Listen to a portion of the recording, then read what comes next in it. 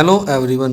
तो आइए आज प्यारे बच्चों आपको हम कक्षा 7th का गणित का जो आज एग्ज़ाम हुआ है 1 मार्च को, उसके जो आंसर की है उसके जो हल हैं वो सारे एक एक करके बताते हैं। तो सबसे पहले पार्ट 1 में है जो पहला क्वेश्चन है उसका जो रिक्त स्थान पर है उसमें 0 आएगा। दूसरा जो है 3 और -1 का गुणनफल उसका -3 उत्तर आएगा। तीसरा जो है भिन्न 3/4 का समतुल्य तो ये 0.75 तीसरे का उत्तर आता है। इसके बाद जो चौथा सम है चौथे का उत्तर है जो 1.2 है। 0.2 को 6 के साथ गुना करनी है। पाँचवें का जो उत्तर है परिसर ज्ञात करना है तो इसका जो परिसर है वो 7 आएगा। पाँचवें का परिसर 9 में से 2 को माइनस करके। इसके बाद सम नंबर 6 है बहुलक, तो इसका जो तीसरा ऑप्शन है 4 उत्तर आएगा। सातवां सवाल है जो n का मान ज्ञात करना है तो इसमें n का मान 14 आएगा। आठवां सवाल है जिसमें y की वैल्यू निकालनी है तो चौथा ऑप्शन -3 उत्तर आएगा। इसके बाद जो अगला सम है 9 नंबर सम है जो पूरक कोण बताना है तो इसका तीसरा ऑप्शन 70 डिग्री आएगा। जो 10वां सवाल है जिसमें हमने संपूरक कोण के बराबर बताना है तो चौथा ऑप्शन 90 डिग्री आएगा। 11वां सम है जो मध्यिकाओं की संख्या है तो 3 इसकी मध्यिकाएं होती हैं त्रिभुज की। इसके बाद 12 नंबर सम है तो त्रिभुज के आंतरिक कोणों का जो 180 होता है, जो तीसरा ऑप्शन है इसका सही उत्तर है।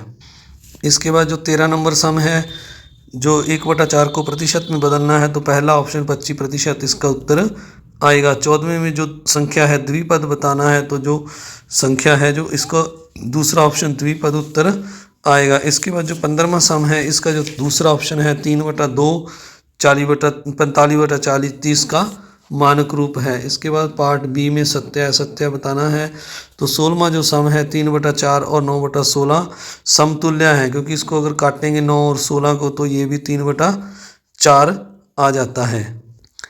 तो ये मेरे से थोड़ा सा गलत हो गया, ये असत्य आएगा क्योंकि जो 3/4 है और 9/16 है ये कटेंगे नहीं, ये 9/16 ही रहेगा तो ये समतुल्य नहीं है, असत्य आएगा। इसका उत्तर ध्यान रखना आपने।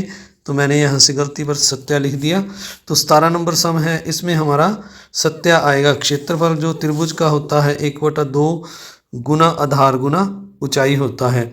इसके बाद 18वां है जो पाई की सूत्र है 2πr, ये सत्य है। इसके बाद 19वां है 2 की 6 बराबर 64 होता है, ये भी सही है, सत्य है। इसके बाद 20 नंबर है, 20 नंबर में हमें दिया हुआ है -4 की पावर 3, तो इसको सॉल्व करेंगे तो ये -64 आएगा, जहाँ पर हमें -32 दिया हुआ है जो कि असत्य है। इसके बाद 21 नंबर सम में जो हमें जाल दिया हुआ है उससे जो है घन नहीं बनेगा, इसलिए यह असत्य है। इसके बाद 22 नंबर सम है जो इसका उत्तर है जो सत्य है, क्योंकि जो हमें त्रिभुज दिखाया गया है वो एक समबाहु त्रिभुज है और उसमें एक से अधिक की गुणन की समरूपता है।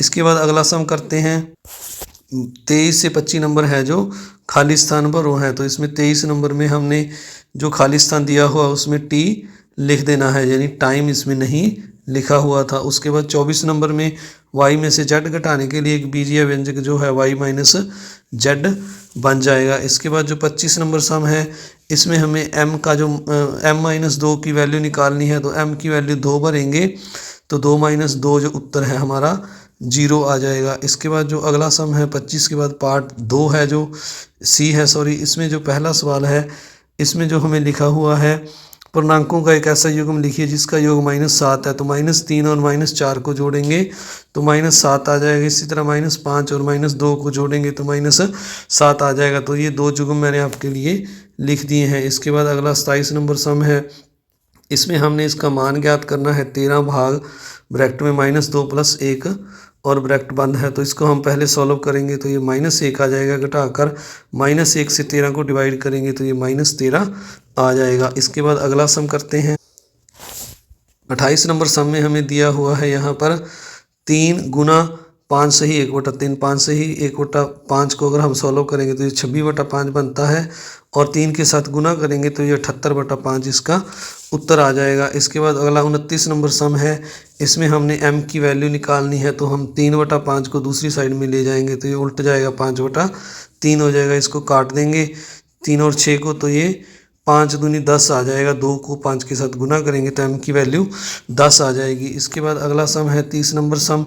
इसमें हमने जो है यहाँ पर लिखा हुआ है, एक समीकरण स्थापित करें, किसी संख्या के 8 गुने में 4 जोड़ने पर 60 प्राप्त होता है। तो x हमने संख्या मान ली, इसका 4 गुना 8 गुना करना है तो 8 के साथ इसको गुना करेंगे तो 8x आ जाएगा और 4 जोड़ने पर 60 प्राप्त होता है।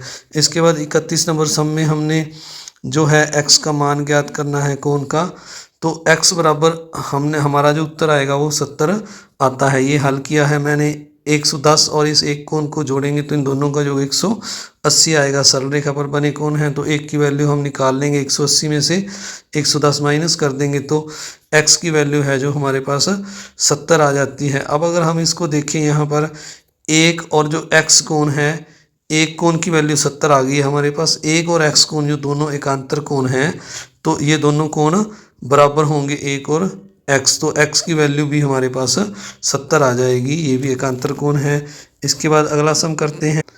32 नंबर सम में हमने x की वैल्यू निकालनी है जो कि बाह्य कोण है। तो बाह्य कोण जो होता है, किसी त्रिभुज का बाह्य कोण अंतःसमुख कोणों के योग के बराबर होता है। तो जो x के बराबर हम जो 65 और 45 दिए हुए हैं दोनों को जोड़ देंगे तो x की वैल्यू 110 आ जाएगी। इसके बाद 33 नंबर सम है जो अनुपात दिया हुआ है 3:1 को, इसको हमने प्रतिशत में बदलना है। तो पहला हम लिख लेंगे 3:1, तो इनको जोड़ेंगे तो 4 आ जाएगा। पहला भाग प्रतिशत में निकालने के लिए हम 3/4 गुना में 100 कर देंगे, काटेंगे तो 75% आ जाएगा।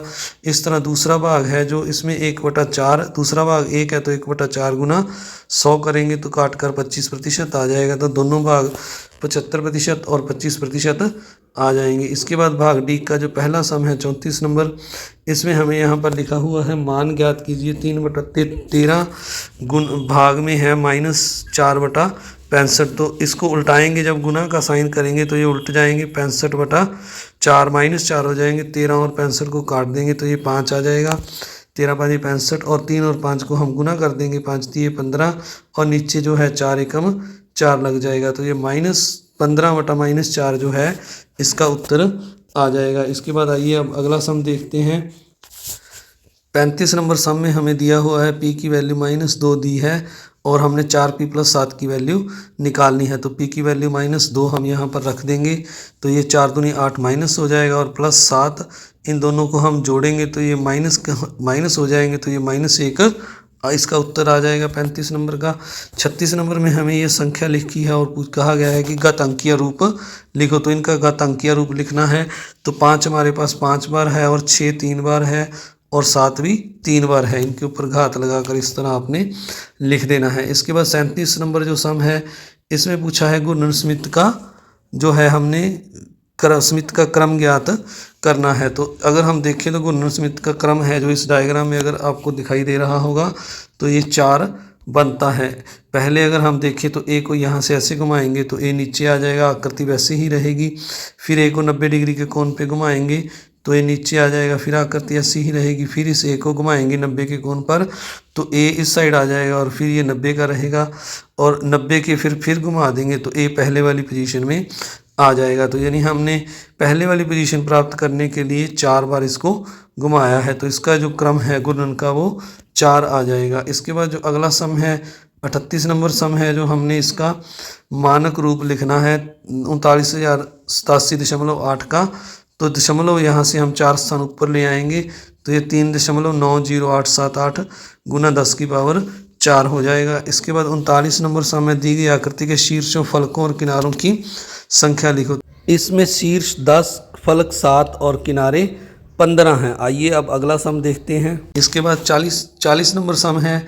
इसमें हमने -1 और 0 के बीच में 3 परमेय संख्याएं लिखनी है। तो पहले दोनों को 5 के साथ ऊपर नीचे गुना कर लिया तो ये -5/5 और 0/5 आ गया। अब -5 से बढ़ते हुए क्रम में चलेंगे तो -4/5, -3/5, -2/5 और -1/5 ये 4 संख्याएं बीच में आ गई हैं। तो आपने 3 लिखनी है तो पहली इनमें से 3 मैंने यहाँ पर लिख दी तो ये 3 परमेय संख्याएं आ गई हैं। इसके बाद 41 नंबर के बाद 42 नंबर सम है।